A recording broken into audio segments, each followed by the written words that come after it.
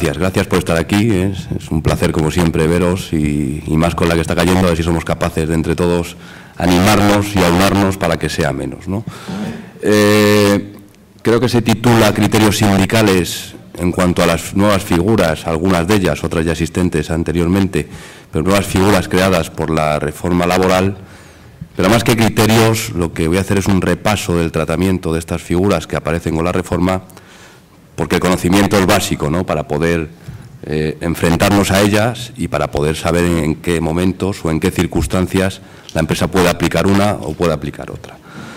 Por lo tanto, y empezando con lo que pretende la reforma, que ya lo sabéis y ya lo estamos viendo, una cosa era leerlo, ya estamos viendo la aplicación porque la estamos sufriendo, que es, en principio, o se supone, porque luego también nos estamos dando cuenta que lo que hace la reforma es otra cosa, es la flexibilidad interna de las empresas como alternativa a la destrucción de empleo.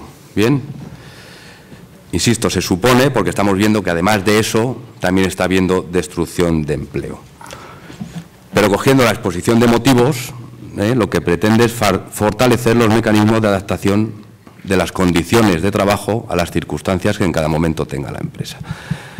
Y la exposición de motivos es importante. Nosotros mismos la estamos utilizando como fundamentos de derecho en las demandas de despidos objetivos individuales. Es decir, me pretenden aplicar la reforma en un despido objetivo individual cuando no hacen lo que dice la exposición de motivos. Es decir, no han intentado otro tipo de medidas antes de acudir a ese despido. Al final, lo que es la reforma es una clara invitación a las empresas, que además la han cogido como tal, para basar su competitividad en el cambio y habitualmente en la bajada de condiciones laborales.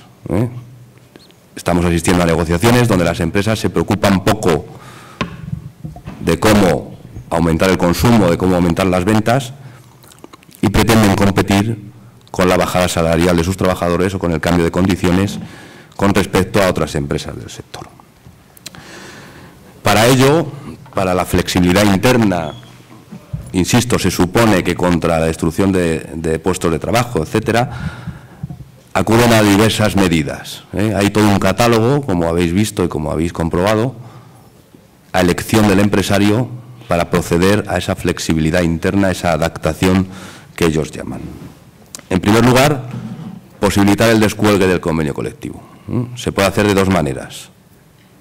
Bien con una negociación antes de que termine la vigencia del convenio colectivo, que esto aparece en el artículo 86.1 nuevo del Estatuto de los Trabajadores, o bien por una inaplicación directamente de un convenio sectorial con el artículo 82.3 del Estatuto de los Trabajadores. Por lo tanto, para empezar, las empresas tienen donde elegir. Veremos si vamos por un camino, si la empresa va por un camino, o si va por otro, qué capacidad o qué fortalezas tenemos en cada uno de los dos caminos. En segundo lugar, y como elemento importante, se modifica el régimen de concurrencia de los convenios colectivos.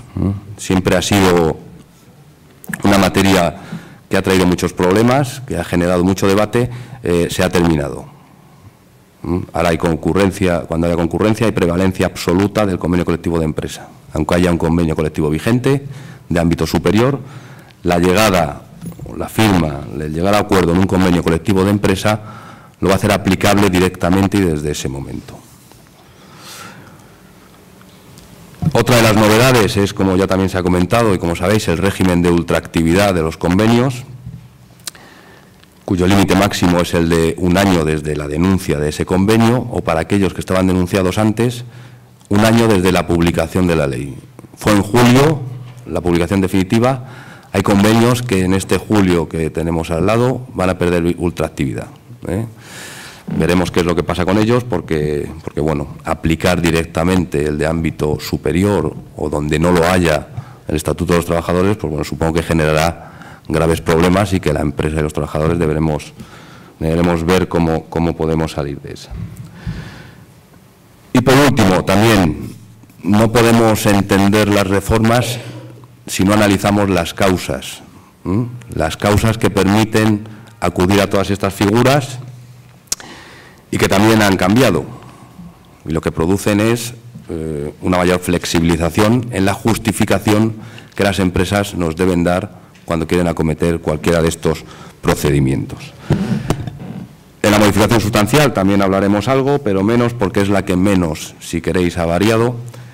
Y por último, en cuanto a expedientes de regulación de empleo, despidos colectivos, tenemos ya una recopilación de las sentencias que han ido saliendo con la aplicación de la reforma, aquellas sentencias que han sido favorables a los trabajadores, pero que también os aviso, salió la reforma, los empresarios se volvieron locos porque se creían que quitar la autoridad laboral era permitirles hacer todo lo que quisieran hacer y por eso se han ganado esas sentencias. Ahora están aprendiendo, parece, y además el reglamento les ha venido a ayudar. El reglamento de despidos colectivos viene a corregir muchas de las circunstancias que inicialmente se han dado y que nos han ayudado en los primeros expedientes de regulación de empleo, en los primeros procedimientos judiciales. ¿Bien?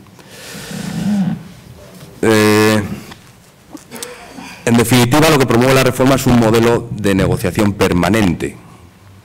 Nos van a estar permanentemente, decíamos o preguntaba, ¿y se puede pactar, quitar una paga y recuperarla al año siguiente? Bueno, pues si es así, ojalá. Lo raro es que no te llamen a mitad de año para quitarte otra o la otra mitad, ¿no? Es decir, va a ser una continua negociación porque además es lo que se ha buscado, ¿no? Con eso de adaptarse a las condiciones del mercado. Entonces, para eso tenemos que estar preparados, ¿no? Siempre lo hemos dicho desde aquí y seguimos diciéndolo, ¿no? Es fundamental que los comités y los delegados y los representantes de los trabajadores estemos al corriente de la situación de la empresa. El artículo 64 del Estatuto se hace más vital que nunca, ¿no? Con información podemos, veremos en qué momentos, o bien hacer propuestas que no sean las que dice la empresa, o bien negarnos directamente a los planteamientos que hace la empresa. Y ahora ya analizando una por una, si queréis, teníamos la negociación ante tempus del convenio colectivo que hemos dicho. Tenemos un ejemplo clarísimo en nuestro sector, que nos ha ocurrido en grandes almacenes, como no podía ser de otra forma, además. Y con respecto a dos materias, una que la ganamos judicialmente y otra que teníamos el pleito el lunes siguiente, esto fue un jueves, el lunes siguiente, ¿de acuerdo? Ganamos en la Audiencia Nacional la cuestión del convenio de grandes almacenes que decía que todos los trabajadores tienen derecho a 5 fines de semana. Como bien sabéis, las empresas de grandes almacenes solo se lo daban a aquellos que trabajaban 6 días a la semana o más. La sentencia, insisto, es favorable. ¿Y qué hace ANGET? Convoca a la comisión negociadora del convenio colectivo. Y sobre la interpretación que teníamos de la Audiencia Nacional, varía el texto. Y como la Audiencia Nacional había dicho que era para todos los trabajadores, lo que hace el nuevo texto es decir que solo aquellos trabajadores que trabajen 6 días a la semana tendrán el derecho a disfrutar los 5 fines de semana. Y en ese mismo acta, el pleito que hemos hablado también del incremento salarial, también corrigen. Ellos, a través de la comisión mixta, en la que solo están los que firman, ellos se saltan lo que firmaron, que hacía referencia a un IPC previsto de aquí o un IPC armonizado de Eurostat, en el caso de que no existiera IPC previsto de aquí, y como no encontraron ninguno de los dos datos, aplicaron lo que había subido las pensiones, etcétera, una cuenta que al final le daba un incremento. Eso es facultad negociadora, que en ese momento la comisión mixta del convenio de grandes almacenes no tenía, y por lo tanto también lo peleamos y pretenden que el juicio no se celebre firmando que para el año 2012, un jueves, insisto, el pleito era el lunes, el salario de grandes almacenes será la siguiente tabla y ponen el resultado del incremento que ellos habían pactado. Con sorpresa se celebró el juicio porque efectivamente llevaban un acta diciendo que ese era el salario y que además se podía aplicar con efectos retroactivos y nos dieron la razón de una manera que tiene un recorrido corto, creo yo. El magistrado, en este caso, vio la estrategia y nos dio la razón porque todavía no estaba publicado en el BOE, simple y llanamente. Entiendo que cuando se publique, que no tenemos noticias, no sé si se habrá publicado, pues podrán aplicar ese salario con independencia de que en el momento que podamos haremos las reclamaciones esas judiciales que tenemos pendientes empresas por empresas. Además, esto es de una manera sencilla esta negociación ante tempus con respecto a las otras modalidades de modificación que existen, por dos cuestiones fundamentales. En primer lugar, no existe plazo. Aquí no hay ningún plazo, es abrir la negociación colectiva y terminará cuando terminará. Y en segundo lugar, porque no tienen que probar la concurrencia de causas económicas, organizativas, técnicas o de producción. Es decir, es una solución sencilla, porque además ante una convocatoria de estas no nos podemos negar tampoco a sentarnos. O sea, que nos llaman para modificar un convenio colectivo vigente, tenemos que acudir y en el caso donde somos minoría, pues veis lo que nos hacen con ello, ¿no? Creo que en grandes almacenes se utilizará mucho si es necesario. Ante cualquier pleito nuestro, con sentencia favorable, la patronal reunirá a sus sindicatos y firmará lo que estime oportuno para dejar sin efecto esa sentencia. En segundo lugar, aparece como novedad también el descuelgue de las condiciones pactadas en el convenio colectivo. Este no es apertura de convenio colectivo, este es un convenio colectivo sectorial donde una de las empresas, o incluso la empresa, aquí también se puede en una empresa, pero bueno, creo yo que será más en sectorial.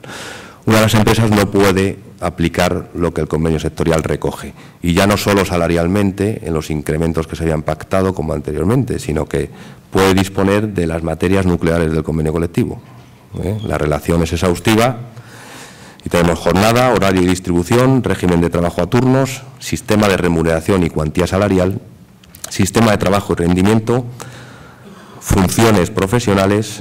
Y además te dice expresamente cuando excedan del estatuto de los trabajadores, cuando hagamos movilidad funcional que exceda de lo que dice el estatuto, es decir, que sean dentro de distinto grupo, etcétera, se podrá hacer a través de este mecanismo. Y los complementos de IT, por último. Insisto, son materias nucleares que ya nos están llamando de algunos sitios para intentar hacer una inaplicación de este tipo. Y que la verdad es que es complicado, ¿no? Porque si bien es cierto que se hace con un proceso de negociación colectiva, y en principio eso nos debe dar seguridad, esta inaplicación la puede hacer aquella famosa comisión ad hoc elegida entre aquellos trabajadores donde no hay representación, ¿eh? Por lo tanto, es bastante peligrosa. Y de esas comisiones también hemos hablado, porque ya existían con la anterior reforma, y esas hay que pelearlas, es decir, no tienen legitimación absolutamente para nada, ¿no? Yo creo que los jueces nos pueden dar ahí razones, ¿eh?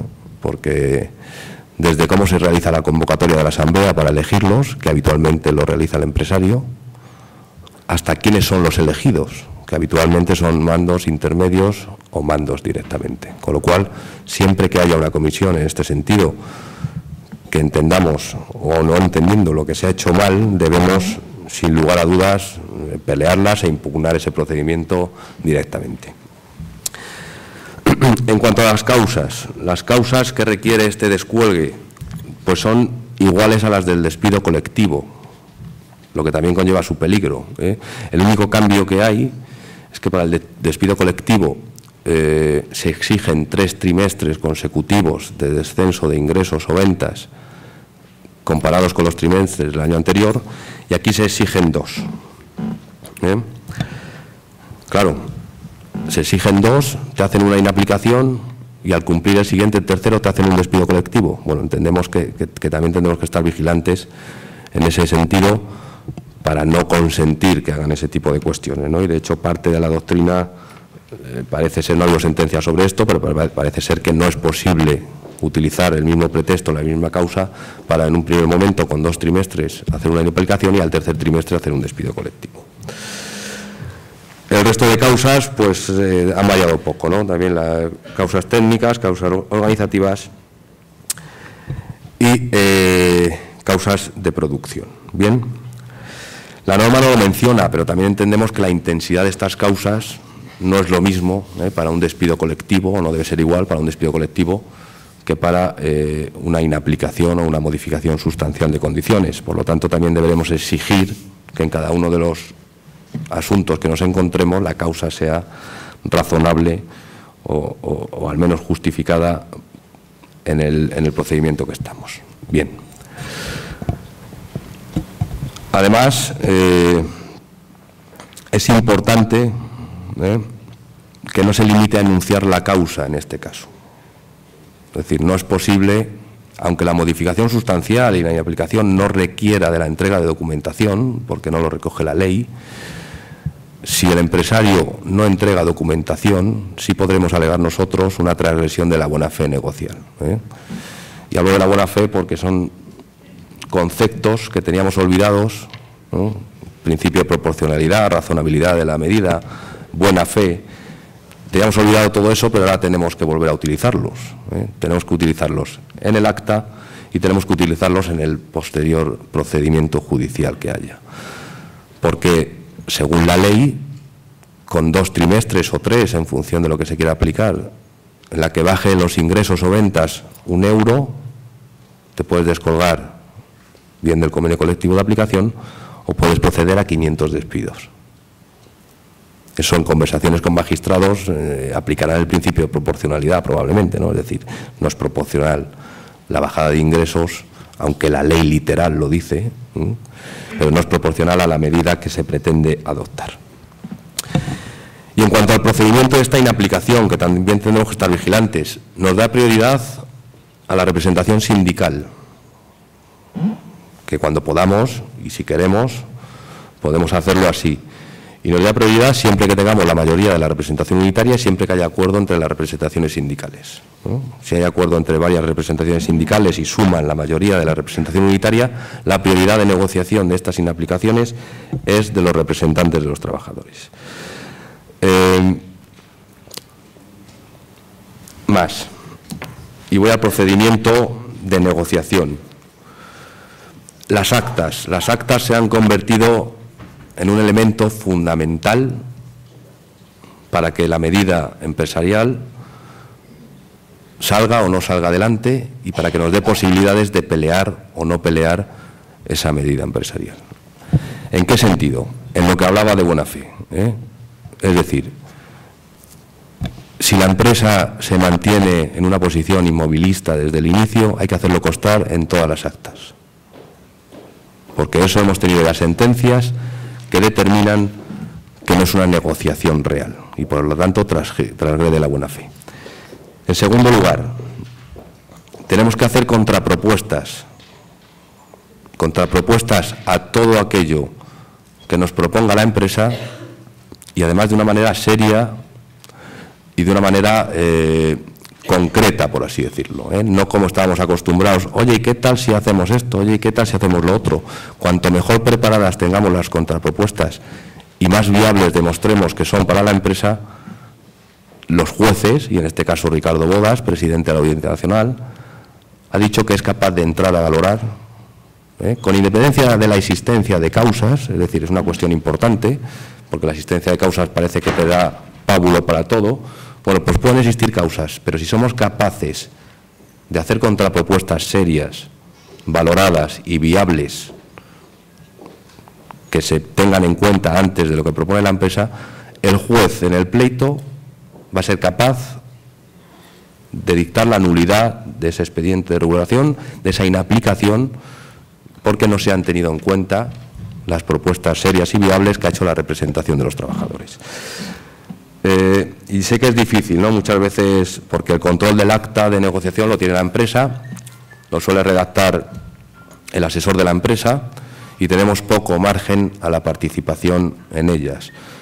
Pero insisto, y creo que debemos hacer un esfuerzo porque todo lo que podamos hacer en la negociación y que plasmemos por escrito nos va a mejorar la posición para todo, bien para que efectivamente se realice lo que nosotros hemos propuesto o bien para que el juez, en caso de impugnación, pueda dictar la nulidad de ese procedimiento.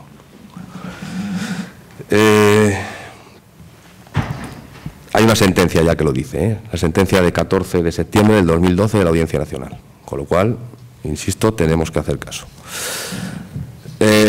Finalmente, y después del procedimiento, solo es aplicable la inaplicación, valga la redundancia, si existe acuerdo con la representación que hay enfrente.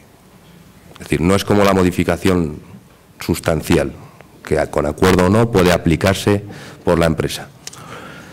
Y lo decíamos también porque me comentaba Miguel de UNIDE en La Puerta que le han planteado una inaplicación del convenio colectivo en su empresa. La inaplicación nos tiene que hacer fuertes, porque el final con no acuerdo tampoco es agradable para la empresa. En principio he recogido una solución arbitral, obligatoria, que ya veremos cuando salga algún recurso si es constitucional o no, pero que en principio es la que hay.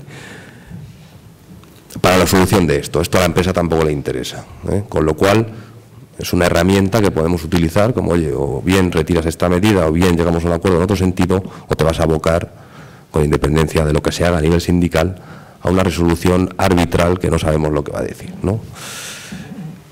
Bien.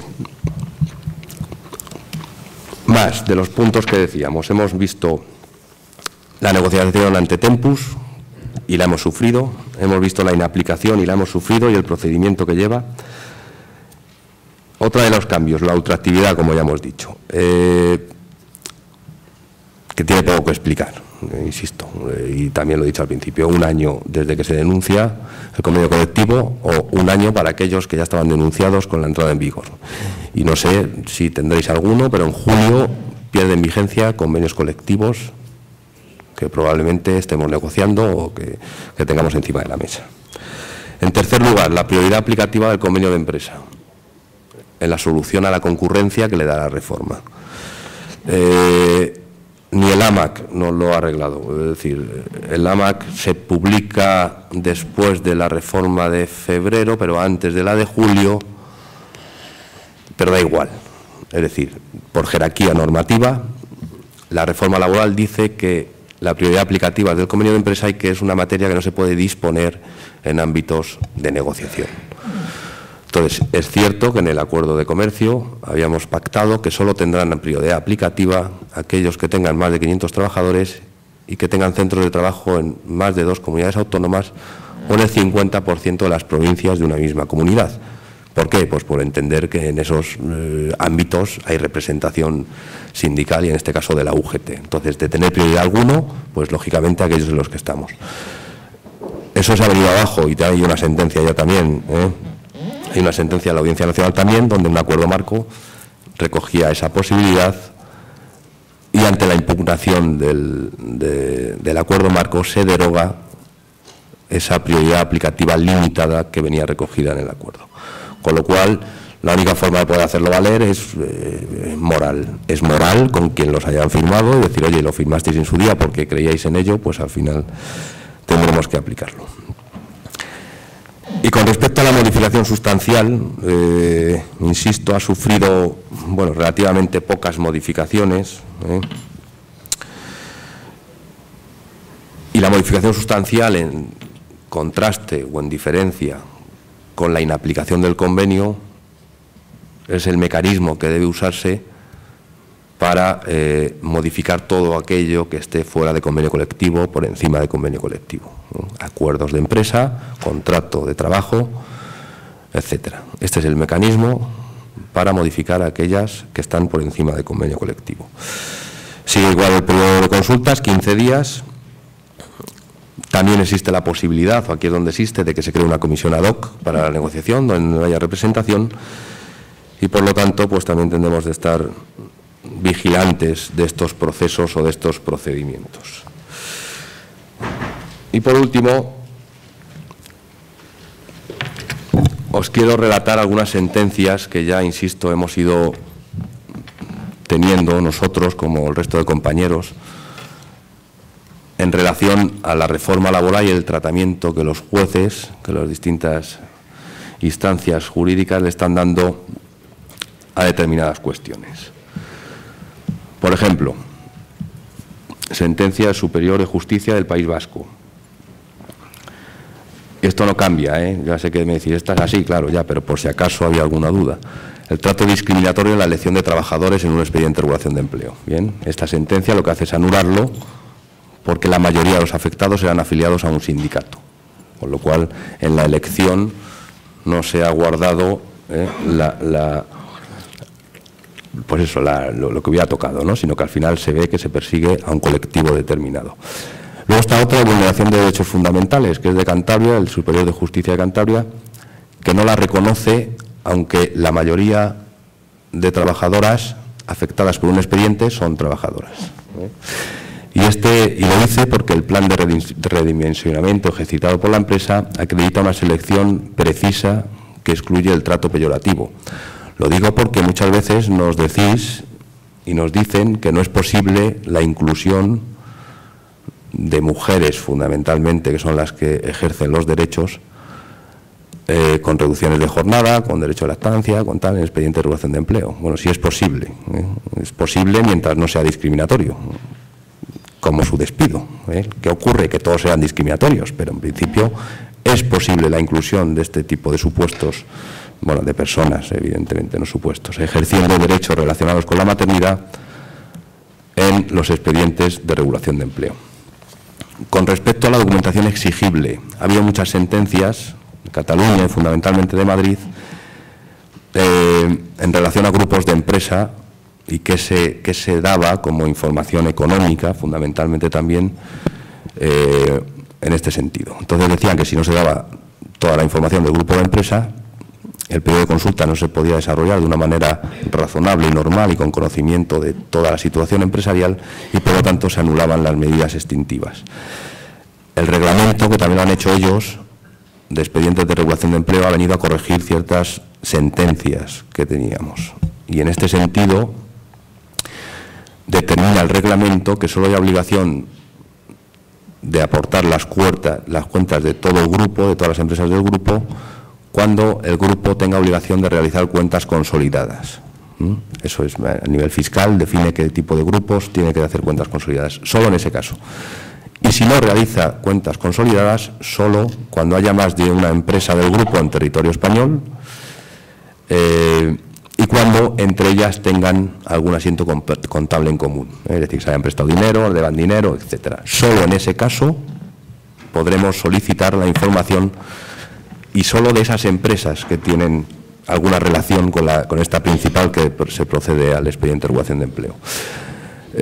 Por lo tanto, estas sentencias que habíamos obtenido, que eran buenas, que, insisto, las empresas o los grupos habían pretendido que como ya no había autorización administrativa se podía hacer de todo, pues han venido a demostrar que no se puede hacer de todo, pero también han venido a corregir, o se ha venido a corregir a través del reglamento que salió en octubre sobre la materia.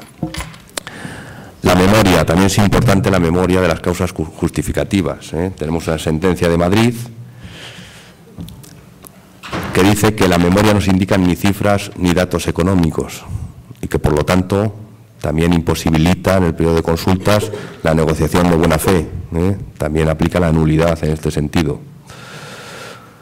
Más de grupos de empresa. En el periodo de consulta, lo que os he dicho, importante. Si no se recibe la información pertinente, pues evidentemente es nula también la medida extintiva de despido colectivo. Y si no se produce la negociación efectiva, también lo es. Esta sentencia además es del Tribunal Supremo, es de 3 del 2011. Por eso os decía la importancia de recoger lo que se produce en las reuniones de negociación, es decir, tenemos que plasmar transparentemente que no se ha producido negociación, que la empresa está movilista desde el primer día y que sigue así, que por más que nos reunamos, continúa así. Es fundamental. Más.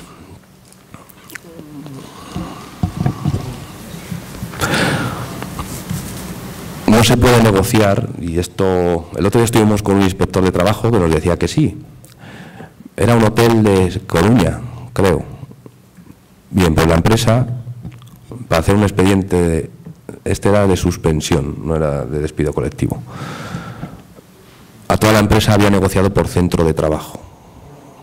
No se puede negociar por centro de trabajo amparándose en las mismas causas y por las mismas circunstancias y para aplicar lo mismo. Debe realizarse a nivel estatal. Y digo porque los propios inspectores, la propia gente que tiene que velar por la legalidad, no se lo sabe. Porque el otro día, insisto, un inspector nos lo negó. Así que también deberemos estar atentos a estas circunstancias. La notificación a los representantes de los trabajadores es muy importante y ahora más que nunca. Es decir, cuando se concluye sin acuerdo un expediente de regulación de empleo, si no hay notificación expresa a la representación de los trabajadores de que se va a proceder a los despidos, es nula la medida también. Es como el despido Bueno, el despido objetivo individual en este caso sería improcedente, pero en la circunstancia que nos ocupa se anula directamente. En cuanto a las causas tenemos que, y hay distintas sentencias también sobre ellas, no solo analizar que existen y no solo en cómputo global, es decir, ahora mismo sería muy fácil decir causas económicas con la que está cayendo. Pues en el periodo de consulta nos tienen que demostrar cómo afectan esas causas económicas a la empresa, fundamentalmente en competitividad, en organización y en producción de su materia. Si no nos explican y se limitan simplemente a determinar que hay causas generales, tampoco es válida la causa de despido colectivo, de inaplicación de convenio colectivo. Y tenemos dos supuestos. Tenemos la modificación sustancial que, con motivo de la entrada en vigor de la Ley de Dinamización del Comercio en la Comunidad de Madrid, hizo Alcampo, y la que hizo IKEA. Es decir, en estos casos, en ambas negociaciones, en la de Alcampo ni siquiera se entregó documentación y lo ampararon todo en la aparición de esa ley, que la aparición de esa ley lo que hace es permitir abrir los domingos, no obligar a los trabajadores a ir todos los domingos que se abran. Y en causas económicas generales. De la misma manera pasó en IKEA. En IKEA fue igual y, por lo tanto, hemos obtenido 2 sentencias desestimatorias de la medida empresarial. También os digo que pretenden arreglarlo en el convenio de grandes almacenes, o sea que, en fin, pero bueno. En cuanto a causas organizativas y productivas, bueno, pues se requiere, para no ser anulable, por ejemplo, una sentencia de Madrid del 25 de julio del 2012, que haya un informe técnico que relacione la causa productiva con la medida empresarial. Es decir, todo esto relacionado con el procedimiento es el margen que nos ha dejado la reforma para poder atacar determinadas conductas y determinadas decisiones de las empresas. Por lo tanto, y quiero volver a insistirlo, debemos ser muy cuidadosos en los periodos de negociación, en la redacción de actas, por favor. Y cualquier duda que tengáis, consultar desde luego con los servicios jurídicos. Sé que muchas veces no es posible, ¿no? Estás en medio de una negociación, hay que redactar un acta y muchas veces no es posible ni tenemos capacidad para ello. Pero meteroslo en la cabeza, Tampoco hay que plasmar en todo momento lo que está ocurriendo. Y si lo que está ocurriendo no nos favorece, con más motivo, para luego tener alguna opción. Y es claro, allí donde se ha firmado bien la modificación, bien la inaplicación, ha resultado del todo inatacable, con las mismas causas, Digo, por ejemplo, Carrefour y digo alguno más. Donde los sindicatos de la empresa por mayoría firman, es inatacable. Porque también dice la reforma que con la nueva regulación, la firma da por hecha las causas y su justificación, con lo cual solo es atacable por dolo, fraude de ley o abuso de derecho. Y eso te han puesto la pistola en el pecho, en fin, cosas de estas que todavía no pasan, todavía. Y donde no se ha firmado por nadie, se han ganado los procedimientos judiciales. Es fundamental, porque ahí podemos entrar a lo que hemos dicho, al debate de causas, al debate de la justificación de esas causas, a cómo esas causas afectan a la empresa y son las que producen las consecuencias de las medidas que pretende la empresa, etcétera.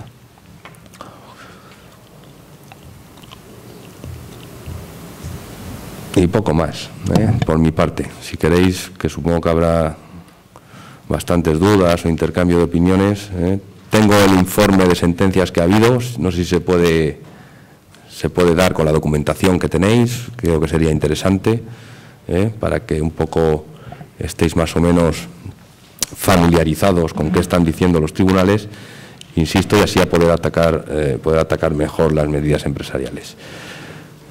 Gracias.